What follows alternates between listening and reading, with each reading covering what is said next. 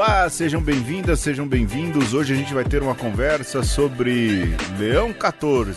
Habemos papam, Alexandre. Eu sou Pedro Luiz. Eu sou Alexandre Ferreira.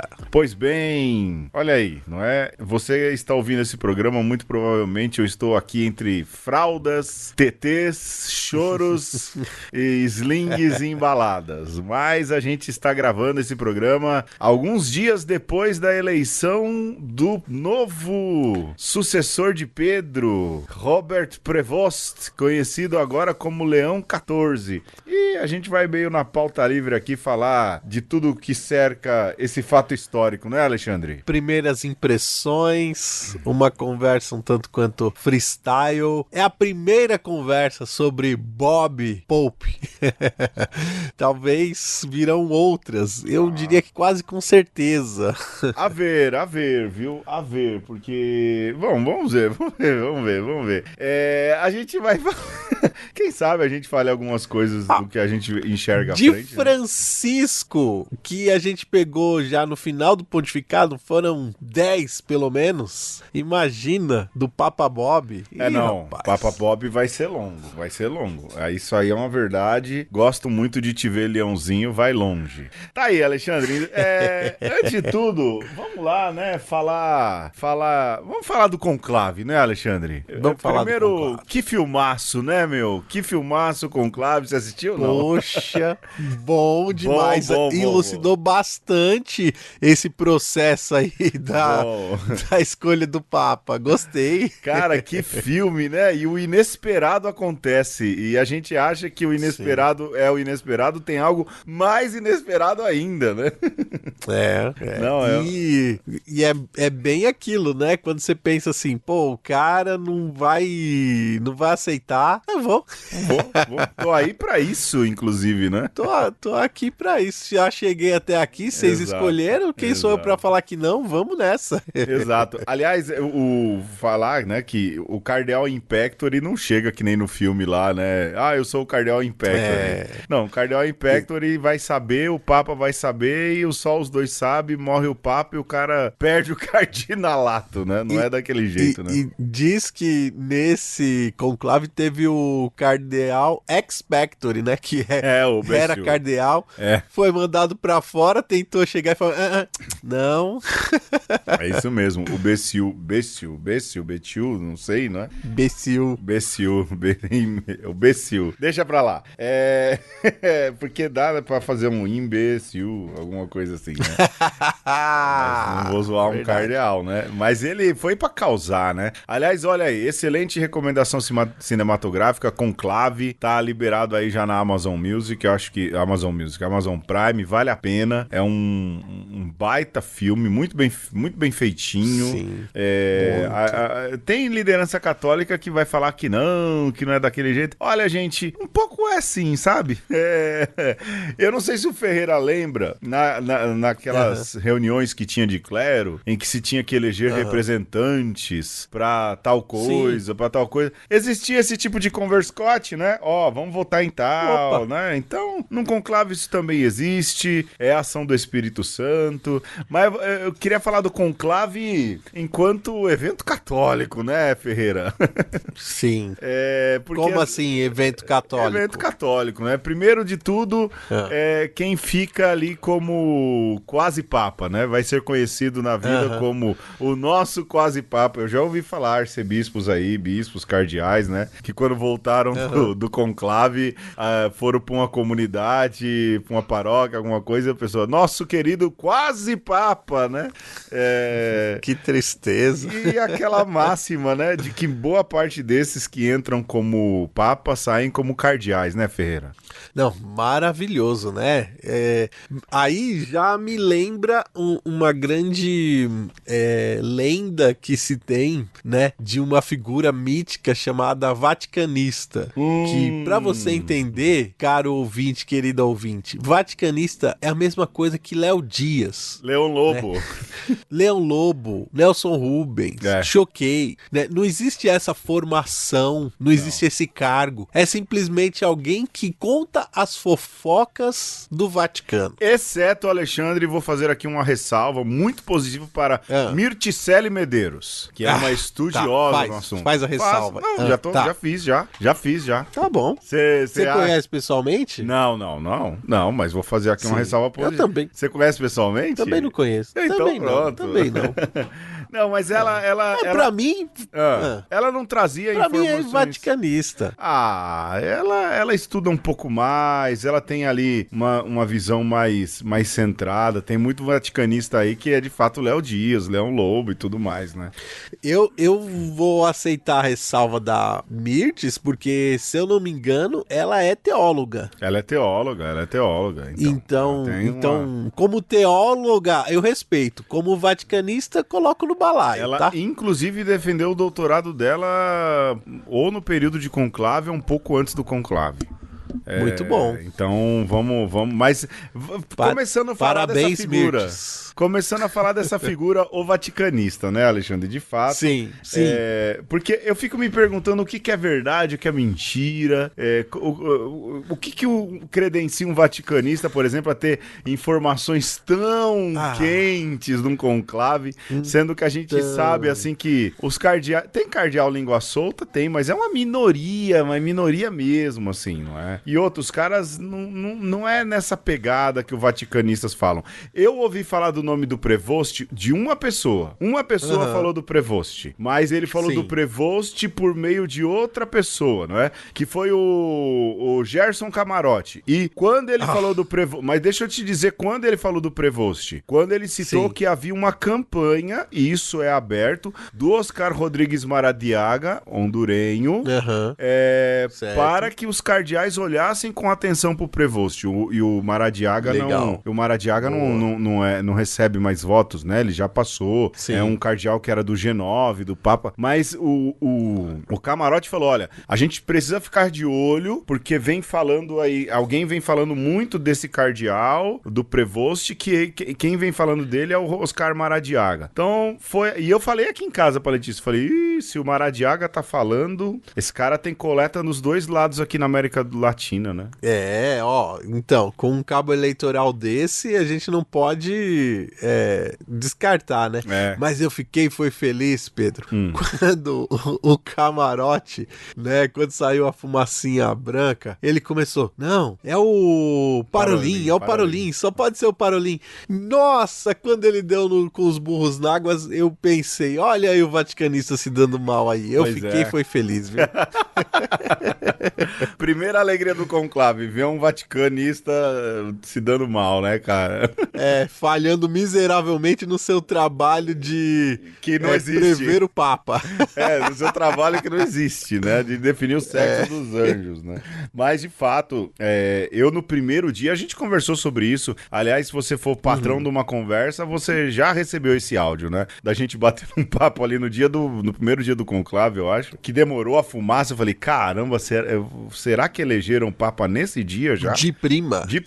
Foi quase, né, Ferreira? Esse cara, eu tenho pra mim, esse cara, com todo o respeito, né? Mas eu acho que o Prevost saiu na frente aí já nas primeiras votações, cara. Não tem... Com certeza. Não tem. Lógico, você tem ali é engraçado como ventilavam os nomes que, na minha opinião, são impossíveis de ser Papa, né? Erdo, Miller, como é o nome lá, o que tem cauda longa lá? O Burke, né? Não, Burke. Esses são papáveis. Gente, o movimento iniciado por Francisco não tem retrocesso, não. Sará. Nossa, o brasileiro, cara, nas redes sociais, o que tinha de brasileiro torcendo pelo Sará, eu falei, gente do céu, é isso mesmo, né, cara? Que doideira, né? Mas é que o Sará, ele virou uma figura também lendária, né? Virou. Daqui a pouco todo mundo esquece, mas por enquanto ele é o último bastião da ultradireita católica. Exato. Aliás, por falar em cardeais africanos, eu estou tentando me lembrar agora o nome daquele outro cardeal do continente africano que seria o primeiro Papa, não é o Sará. Você vê como cai no esquecimento fácil. Congolês? Mas como era o nome? Não, aquele primeiro, lá no tempo de Bento, que tem um livro bonito sobre sacerdócio pra você ver como a gente cai no esquecimento rápido. Difícil. Não tem, é um modismo, é um modismo. Não, eu nem vou usar aqui a internet pra não ficar ruim a ligação. Ô Pedro, isso já me fez lembrar uma outra coisa também, que são os vaticanistas que nem católicos são. Tem. Né? Que é um monte de gente que nem sequer entende nada de igreja, que diante da morte de Francisco e do anúncio do conclave, começa a falar, não, tem que ser agora um Papa da África, tem que ser um Papa da África. E assim, é isso, né? Da África, a África é um continente, né? E dentro desse continente tem várias realidades diferentes. É de África o quê? É da Argélia? Exato. É da África do Sul? Exato. E é uma igreja multifacetada, como é da América, né? Ou das Américas, Sim. como é a Europa e como são os países da Ásia. Sim. Mas eu achei engraçado também essa torcida por um Papa africano. Sim. E sempre que eu via isso, tenho pra mim que a galera... eu ria por dentro. Então, a galera quer um Papa preto. Essa é a real. Sim, também quero. Eu lembro, mas não da eclesiologia. Pô, podia ser o de Haiti, né? Aqui da América do Sul, tal. Porque a gente, assim, pessoal, e não é uma crítica. O cristianismo, para sobreviver na multiplicidade do continente africano, os bispos, os cardeais, eles são muito conservadores. Lembrei o nome Arinze, Francis Arinze, lembra do Arinze? Sim, o Arinze seria o primeiro Papa negro, né? O primeiro Papa preto, não é? Então, assim, os cardeais do continente africano, pelo menos os cardeais, os bispos, que ascendem ali a hierarquia, eles possuem um corte eclesiológico mais conservador, por questões de multiplicidade cultural, garantia de manutenção de unidade cristã, há uma série de fatores. Embora quando os padres vão fazer missão lá, ou vêm de lá pra cá fazer missão, eles são muito mais tranquilos, liberais, não é? Sim. Mas o alto clero, bispo, sobretudo cardeais, todos eles ali têm um corte bastante conservador. Então, se você pensa em progressismo e você quer um cardeal vindo da África, muito provavelmente, falando a real, essas duas coisas não vão acontecer. Não hoje. Não por agora. Não por agora, exato. Não hoje, não nesse exato momento. Esse é o cenário, né? Mas a galera quer eu também queria um papa que fosse preto, né? Ia ficar muito louco, claro, né? Mas não tem preto só na África também. Lembrar isso, né? Lógico, é o berço dos pretos, né? Mas os povos pretos. Mas tem bispo preto aí em outros cantos aí com a cabeça, mas, né? Por outro lado, Pedro, você não vai esperar um Papa preto estadunidense também, viu? Porque os estadunidenses pretos não são católicos. Então... Tem um caminho também a ser feito aí. Tem um lá que eu não sei se é Chicago, ou Washington, que ele é preto, né? Que é cardeal dos Estados Unidos. E quando ele tomou posse, ele usou ali umas roupas bem de estampas coloridas, não é? Que legal. Mas o cardeal, assim, mais progressista dos Estados Unidos era o Sean O'Malley, que era o cardeal de Boston, o franciscano, que já não podia ser mais eleito, né? Então, não tem não. Aliás, o de Nova York, a quem admiro muito enquanto homiliasta, é um amigo do Trump, né? É um amigo do Trump, né? Enfim, esse conclave... Mas culturalmente, Pedro, quando você cita, por exemplo, o O'Malley, o próprio sobrenome já diz, tem a ver com esse mundo inglês, irlandês, escocês. Exato. Então passa por essa questão cultural aí, né? Se a gente fala de África, mas também qual que é o catolicismo que tem nos Estados Unidos? É ligado a essa cultura que tem a sua pujança e tem a sua relevância, inclusive, mas ela não reflete o catolicismo como um todo. Aliás, porque é isso, né? O catolicismo como um todo muito algo dos diverso. nossos corações. Sim, é diverso. Mais do que uma coisa real, né? Aliás, é interessante, falando em conclave e multiplicidade do que o Alexandre tá falando, a gente olhando aqui o conclave, as cenas pré-conclave e tudo, e a Letícia, mas e esse aí de chapéu? E esse aí de touca, né? Eu falei, são ritos orientais, né? Ela, mas qual é o nosso? Que é uma coisa que escapa, né? Assim, de quem Sim. vive o dia a dia numa realidade de igreja latina, né? A igreja, ela é multifacetada nesse sentido, e isso é bonito também. Mas tá aí, né? Ia ser um cardeal e tinha essa tensão aí. Podia ser um cardeal brasileiro, falavam, né? Que é o da Sim. Bahia, o Sérgio Lírio. Também tem o Steiner. Os vaticanistas insuflaram também que podia ser o Dom Avis. O Dom Avis, cara. O Dom Avis tá querendo paz, se aposentar. Dom Orani que tá querendo voltar lá para os cistercienses, que não deve aguentar mais, né? Não, mas pode ser. Todo dia tinha um brasileiro novo cotado, né? O último foi o Steiner, quando esgotou a Dom Paulo César era muito jovem, não entrou ainda, né?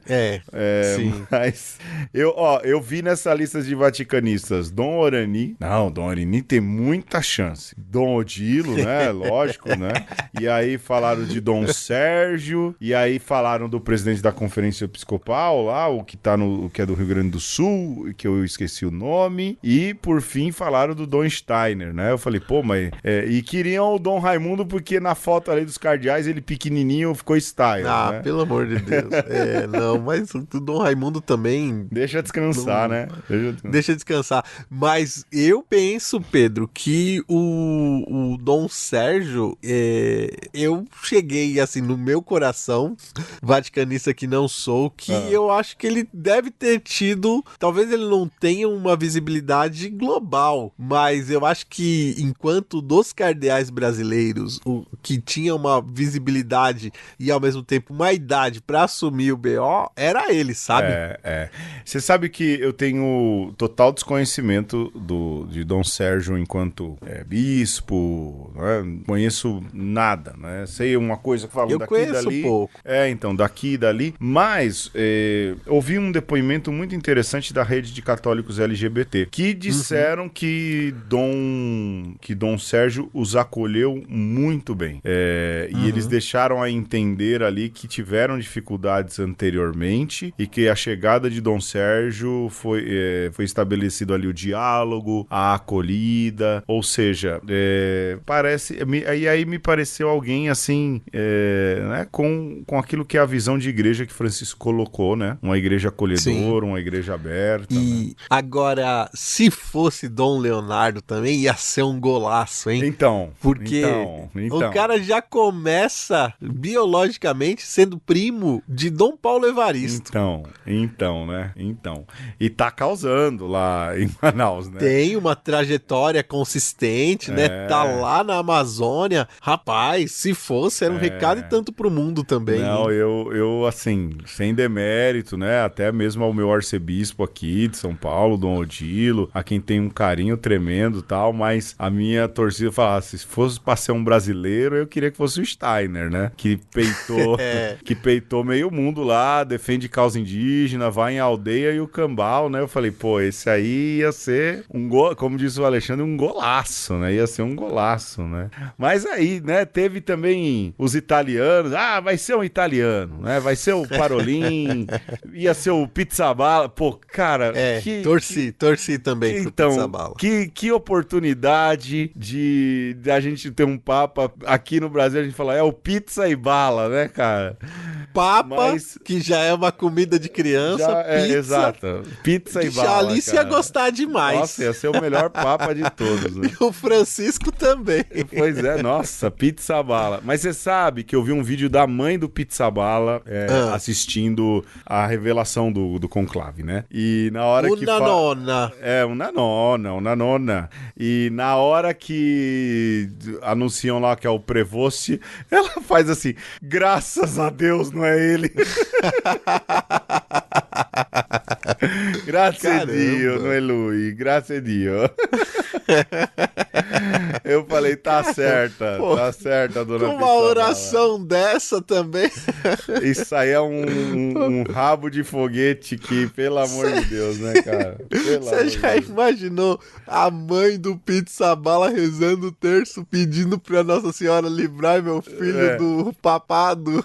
Não, e o mais curioso, livra meu filho do papado e volta ele lá pra zona de conflito, né? Naquela Pois tristeza é, que é ali pois é. o patriarcado. Outro que, esse eu torci, hein, Alexandre? O Mateus Zup, hein? Esse aí ia ser um papa interessante, hein? O Zup é o de Bolonha, lá, que anda de bicicleta, que parece papa de Sim. desenho animado mesmo.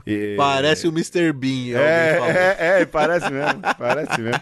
Narizinho projetado pra baixo, a boquinha meio assim. Poxa vida, e eu vi ele lá no conclave e, cara, assim, ele é uma figura que ele tava, pelo menos a impressão que eu tive, ele se sentiu um estranho no ninho ali. Porque quando eu vi o final dos juramentos, né? E a cadeira dele ficava no fundo, assim.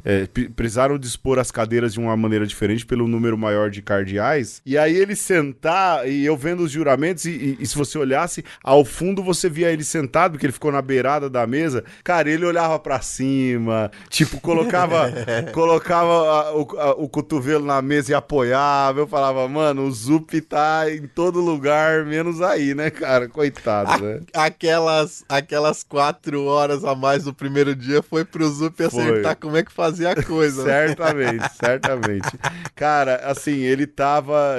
do tanto que eu olhei, eu falei assim, tá aí, né? Seria um papa excelente, né? Porque dizem que tem um pastoreio bacana, né? Mas... o que deu, Alexandre? Vamos falar, já que a gente passou metade do programa falando de conclave, eu reproduzindo aqui as mesmas fofocas com Dona Patroa, tô reproduzindo aqui contigo agora, né? Foi eleito Robert, é muito estranho primeiro eu vou fazer um comentário aqui, o protodiácono que anunciou agora, e o quanto ele puxa o M, eu não sei se você já reparou, né? Anuntio vobis gaudium manium, habemus papam, ele puxa o M, né?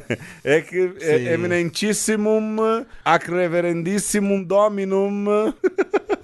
E aí ele falou Robertus Franciscus. Eu falei, pô, quem é esse, né? E aí a gente só sabe mesmo quando vem. E aí foi o Prevost, norte-americano, naturalizado peruano. Eu acho que é importante ressaltar isso, né, Ferreira? Ele, por mais que ele tenha nacionalidade norte-americana, ele é um cardeal peruano, né? E uma vida inteira colada, né? Vinculada. Ele rodou o mundo, mas tinha o coração e o pastoreio colado no Peru. Sim. E com certeza, eu acho que isso é digno de nota e digno mesmo de colocá-lo não só como o primeiro estadunidense, mas como o segundo latino-americano. Sim. Porque enquanto missionário, ele era peruano. Sim. E outra, ele foi eleito bispo para Chiclayo, ele foi eleito cardeal vindo de Chiclayo, não é? E foi padre também, né? E foi padre em Chiclayo, região ali. Sim, foi. E agostiniano, né? Eu ouvi alguém dizer assim, bom, ao instituírem um outro religioso, isso deixa muito claro que se quer uma reforma. Porque quem é bom de fazer esse tipo de coisa são os religiosos, né? Não, eu discordo, Pedro. Vai, me diga seu ponto, Alexandre. Ai, meu Deus. Vai devagar, Ferreira, devagar, cuidado.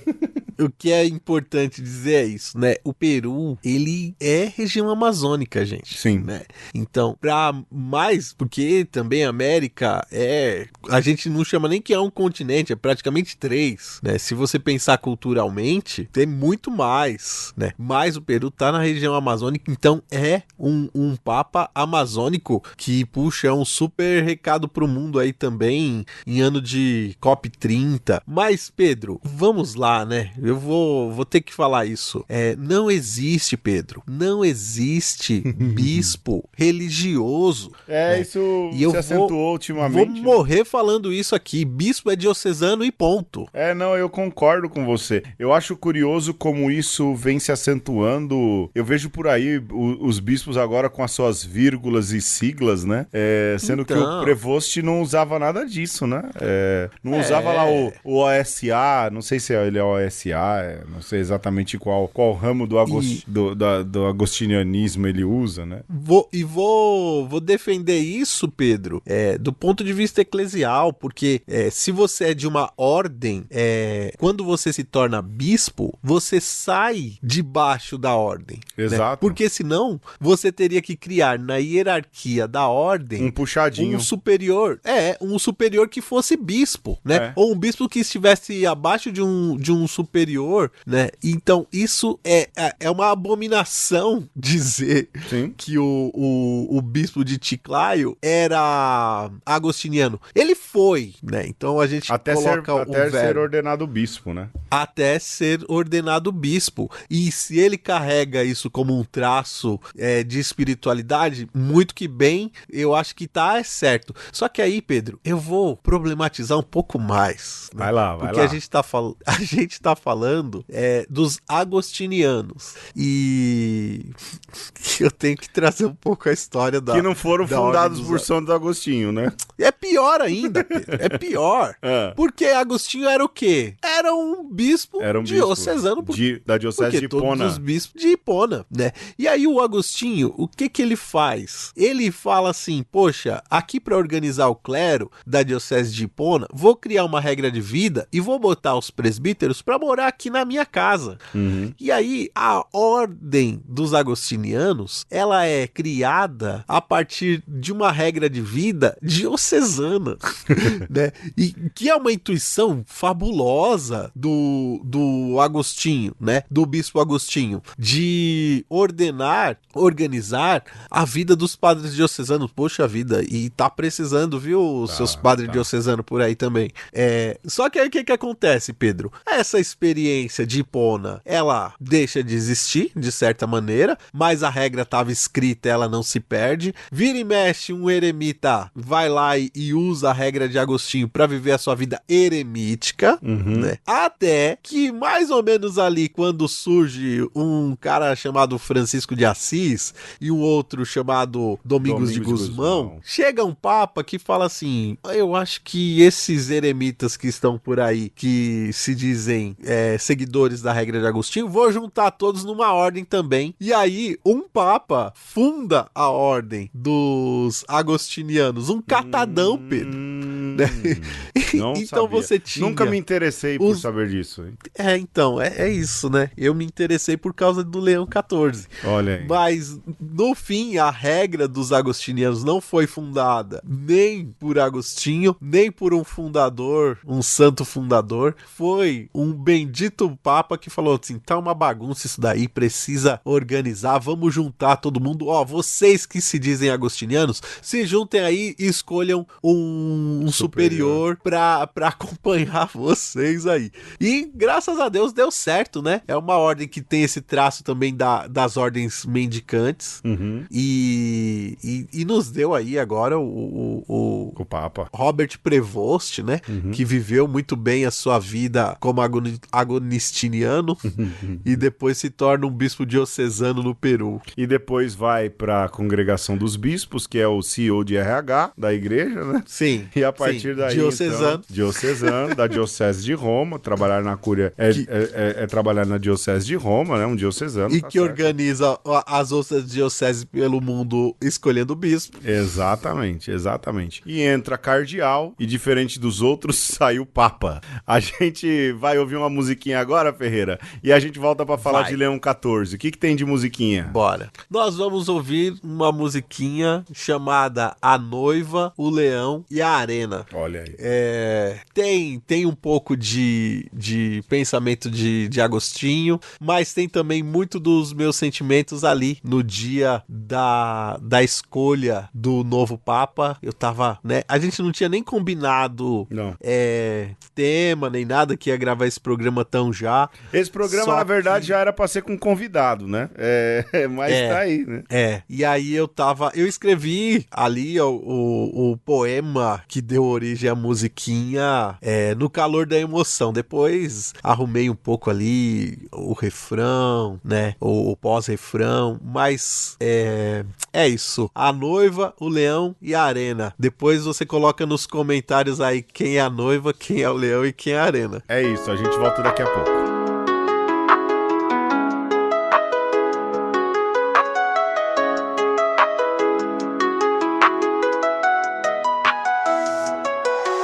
Questa è la pace di Cristo risorto, una pace disarmata e una pace disarmante, umile e perseverante. De vez em quando o céu se abre, mas sem alarde, só ouço sussurro. Ela já não se aperta, no peito não cabe, é a vida que me acerta, feito um murro. Tramela travada, na mente fraca, ideia afiada, basta ponta de faca. Saber o que é joio e o que é trigo, peneiro no vento e mais eu não digo. Deixei, mas vamos juntos, sem medo, vamos juntos de mãos dadas, estamos aqui para aprender. Sim, há lições em cada estrada, como deve ser, como deve ser. A mão de Deus não pode ser alcançada, ela que vem a nós mostra como faz, como deve ser, como deve ser. Pois sem justiça não há paz.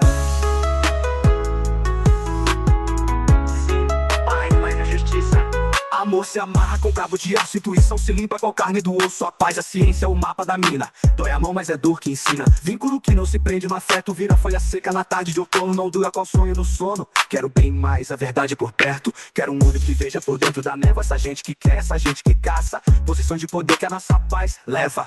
Que quer ter um umbigo no centro da praça. No centro da praça. Deixei, mas vamos juntos, sem medo, vamos juntos de mãos dadas, estamos aqui para aprender. Sim, há lições em cada estrada, como deve ser, como deve ser. A mão de Deus não pode ser alcançada, ela que vem a nós mostra como faz, como deve ser, como deve ser. Pois sem justiça não há paz. A paz é justiça.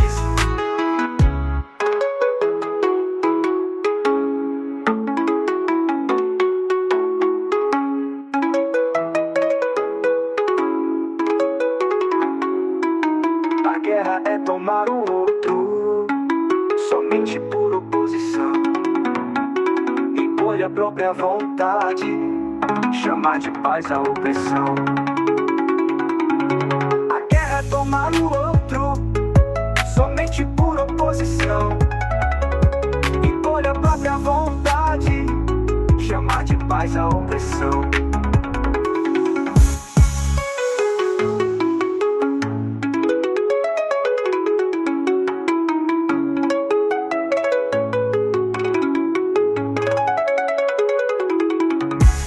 Guerra é tomar o outro, somente por oposição. Impor-lhe a própria vontade, chamar de paz a opressão. A guerra é tomar o outro, somente por oposição. Impor-lhe a própria vontade, chamar de paz a opressão. E neste episódio nós estamos falando sobre a escolha do novo Papa, Robert Prevost, Leão XIV. E, Pedro, eu esqueci de falar que essa musiquinha que a gente ouviu, eu estava tentando invocar, porque na inteligência artificial de música é assim, né? Você invoca um estilo, às vezes vem, às vezes não vem. E eu estava tentando invocar um estilo, Pedro, de Chicago, que é um subgênero do rap chamado drill, que tem uma batida que parece uma furadeira, assim. Eu achei que era um blues de Chicago, alguma coisa assim.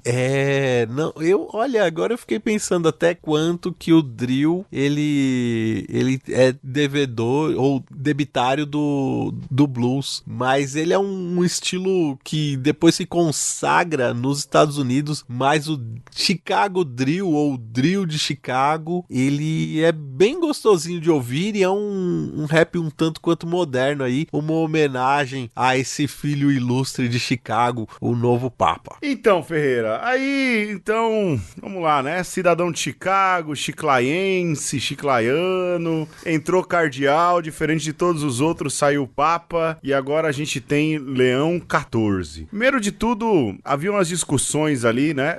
Vai ser um Francisco II, vai ser o João 24. Você sabe que os conspirólogos falam que no dia que subir ao papado um Pedro, vai ser o fim da igreja, né? Acho que por isso que os cardeais não votaram no Parolin, né? Porque ele era um Pietro, né? Sim.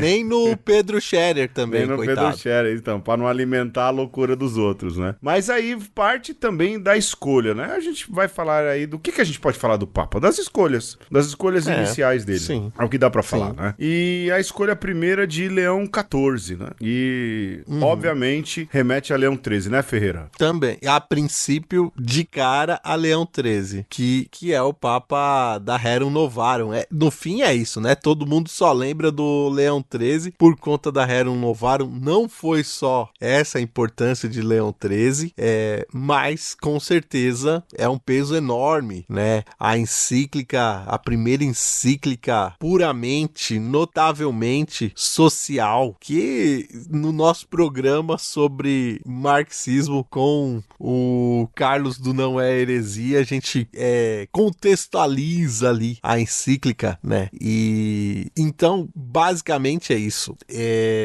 A gente espera de cara que Leão XIV dê continuidade de alguma maneira no programa da Rerum Novarum. E outra, né, Ferreira? A gente já falou de Rerum Novarum em doutrina, religião e doutrina. Eu não lembro. Lá no começo, lá, a gente falou da Rerum Novarum em específico. E essa opção de dar continuidade pra isso, né? Mais tarde, ele mesmo disse que a escolha de Leão XIV foi pensando em Leão XIII, na Rerum Novarum, e dizer que tá pensando agora, se Leão XIII pensava lá atrás na Revolução Industrial, ele agora queria pensar na Revolução Tecnológica, né? Então, querendo falar muito disso.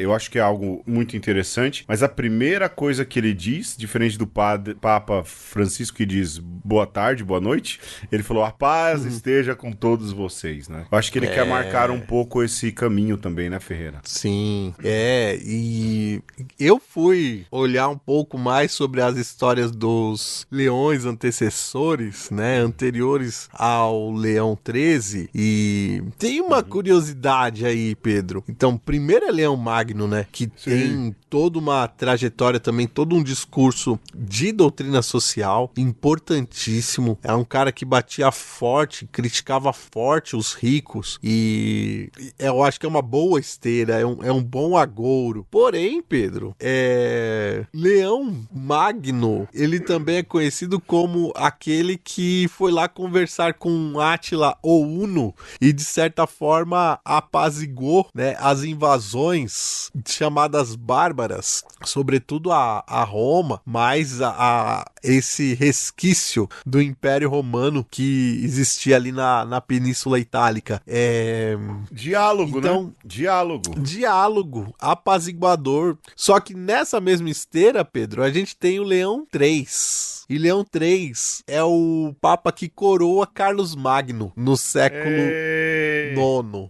Que mesmo? Começa um casamento entre igreja e Estado. O Sacro Império Romano. Sim, né? O que, de certa forma, já estava ali um pouco engendrado em Leão Magno, em Leão III, 4 séculos à frente, carrega isso, né? Esse resquício ali de até que ponto você tá tentando proteger, até que ponto você tá fazendo uma política.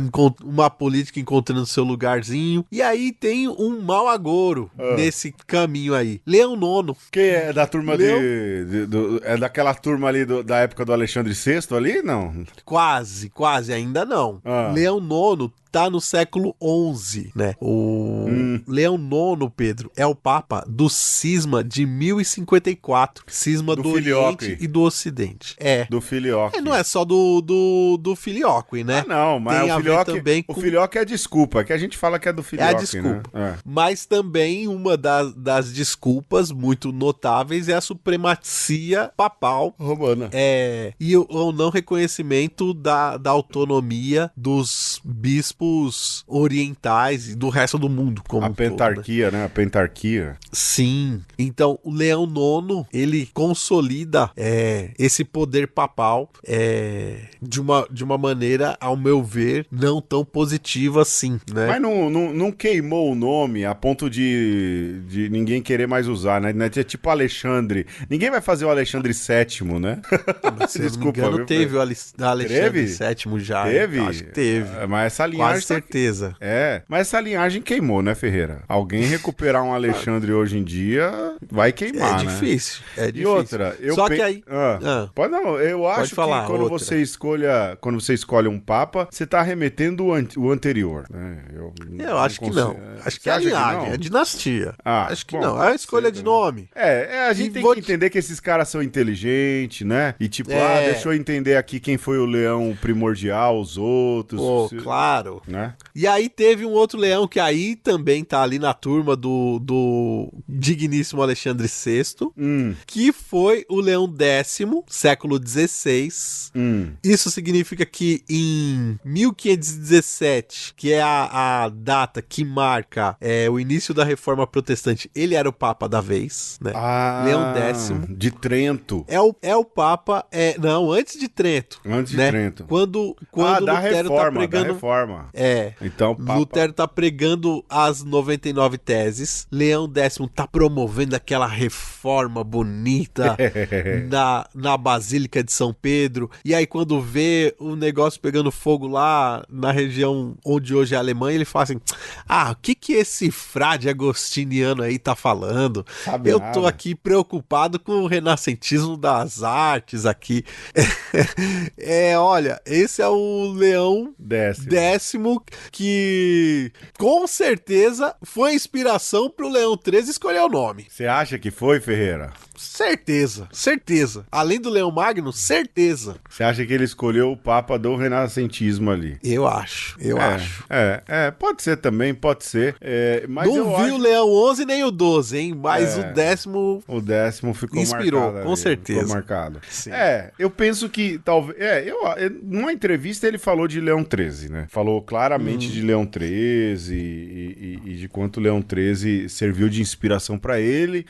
Eu acho que eu fico mais nisso mesmo. Eu acho que é uma inspiração mais próxima aí de Leão XIII, Rerum Novarum, Revolução Industrial. Eu acho que a escolha se deu por aí, não é? Depois desejou a paz pra todo mundo. Aí o Leandro Carnal ficou nem siri na lata, falou, lá, usou uma cruz de ouro, né? Voltou a cruz de ouro.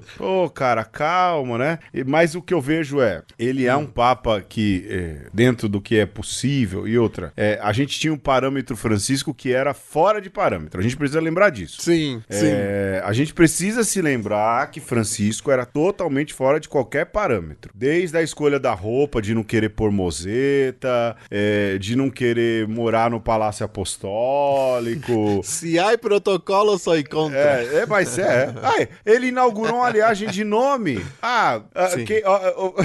Cara, e eu vou falar isso no sentido muito positivo, né? Eu vi lá, tal. Você acha que um cardeal já não vai pensando em que nome que ele vai usar se ele for eleito? Claro que vai. Se você é cardeal, eu já escolhi meu nome. Então. Eu não sou nem cardeal, não sou nem mais padre, eu já tinha nome de papa. Então. Gaio, Léguas, né? Não, imagina, cara. Tem uns aí que a gente consegue até imaginar qual vai ser o nome, não é? Pelo perfil e tudo mais, enfim. Mas o Francisco subverte tudo isso, né? Não, na hora que eu fui eleito, aí Dom Cláudio chegou pra mim e falou, não esqueça dos pobres, aí eu resolvi escolher ali na hora Francisco. Até isso ele subverteu, né? Tipo, perfeito. Ok, né? Eu sou um Francisco. Então a gente tem que tirar, isso não é negativo que eu tô dizendo, mas tirar Francisco da lista de parâmetro, porque ele é fora do parâmetro. Fora do parâmetro, né? Na verdade, agora a gente vai ver uma normalidade. De novo, não entendam mal o que eu estou falando. A gente vai ver uma normalidade petrina dentro daquilo que é o jeito de ser um santo padre, um papa na igreja, né? E o Prevost, aí o Leão XIV, trouxe isso de volta. Na roupa, né? Escolheu a mozeta lá, porque aquilo ali é um símbolo, a cruz. Sim. Mas isso aí já dava pra ter tirado faz tempo, eu acho, e eu gostei. Tirou o sapatinho vermelho, né, Ferreira? Tirou. Eu também concordo contigo, Pedro. Eu acho que o Leão XIV vai ser muito mais comedido. Ele não vai dar muito palco, né? Muita vazão pra espontaneidade. Até aquela fala dele em espanhol, né? Me pareceu comedida, né? Até o improviso foi ensaiado ensaiado. Foi mesmo. E... Eu nunca vi um papa ler um discurso assim. Eu fiquei pensando, Ferreira, eu falei, cara, ele teve tempo de sentar e escrever aquilo. Caramba, mano. E se preocupou com isso. Né? O que não deixa de ser admirável. E não deixa de ser um traço importante da sua personalidade. Exato. E do que vai ser o seu pontificado. Então, a escolha do nome, né? O retorno ao Leão 13º, que era, Pedro, um tergiversador, viu? Escreveu pra caramba. Então. E uma coisa que eu gosto de Leão 13 é que ele curtia filosofia. Inclusive, Pedro, quando eu dava aula de filosofia medieval, eu começava o curso com o texto do Leão 13. Olha aí. Que falava, que mandava, seminarista tem que estudar filosofia, viu? E tem que estudar filosofia tomista aristotélica. E eu fazia questão de dar carteirada de um documento papal para os seminaristas poderem estudar, porque para o seminarista isso é importante, né? Estudar. Então a gente... Né? Não. Estudar é importante, né? Vamos dizer que é isso, Pedro. Vamos dizer que é isso. E eu espero isso, que Leão XIV vai ter esse olhar para o clero, não só religioso, mas diocesano também. E eu espero, a minha ficha tá toda aí, é que a gente tem um cara, assim, pique Bento XVI nas elucubrações mentais, nesse fazer teológico dos discursos. Eu acho que ele vai se cercar de uma galera assim, sabe? Assessorá-lo para ter uns documentos robustos, e pelo tempo que tem, né? Que pelo que se apresenta aí, vai ser um pontificado que vai durar bastante. Eu acho que a gente vai ter muito documento de Leão XIV, e eu espero que sejam coisas belíssimas pra gente ler e, né, rebustecer a nossa fé. Eu acho que quando você fala Bento, eu acho que ele pode ser Bento na descrição, sim, mas ele tem um quê de pastor que Bento já não tinha mais faz tempo, né? Porque Sim. Bento era um curial, o Leão foi padre, bispo um bom tempo, foi bispo menos tempo, né? Mas foi bispo, e a atuação dele episcopal foi aqui na América do Sul. Tem vídeos muito interessantes dele cantando Feliz Navidade, fazendo dancinha, e entregando comida aos pobres em época de enchente, ou seja, tem uma atuação pastoral que Bento já tinha perdido já há um tempo, né? Bento era um curial aí há muitos anos e perdeu um pouco esse traquejo. Eu acho que ele conserva... Eu concordo contigo de ser Bento no sentido mais cartesiano de pensar.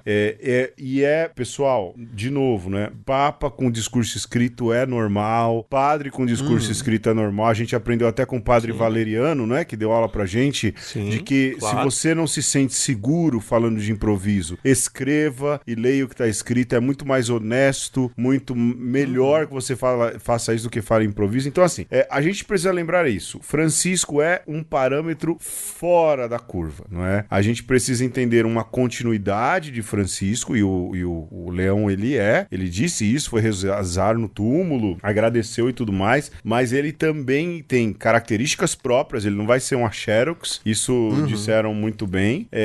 Vai provavelmente seguir uma linha do que é ser um papado, com algumas inovações que Francisco já colocou. O resto, a gente tá aqui quase uma hora nesse programa, né, Ferreira? O resto, a gente não tem o que falar, né, Ferreira? Não tem o que falar, cara. Não tem o que falar.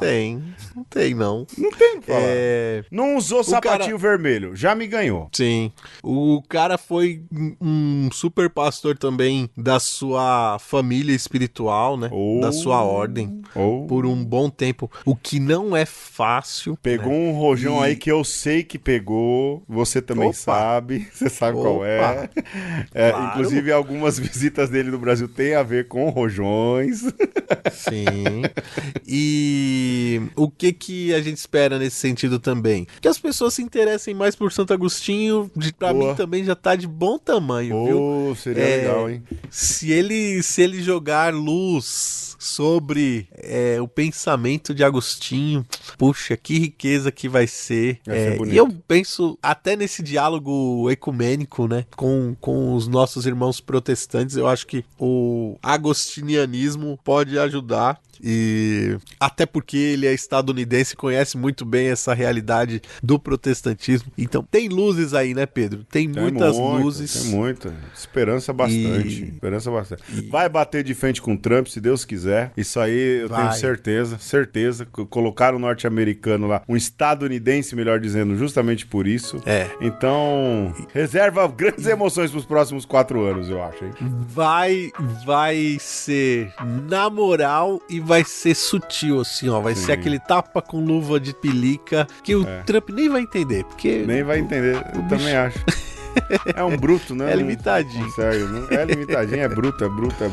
Enfim, Alexandre, olha aí, né? Ô, Leão, se você estiver ouvindo aí, abraço. Qualquer coisa que precisar, pode falar. Tamo aí, né? Conversa conosco, @gmail.com. Ou você deve conhecer alguém aí que tem nosso zap. Qualquer coisa que você precisar, você fala com a gente. Demais, eu não tenho o que dizer, mas, né? Só que tamo rezando aí, tamo feliz. Segue em frente, continua fazendo exercício, né? Não esqueça de beber água, reza bastante. Tamo aí, viu, Leão?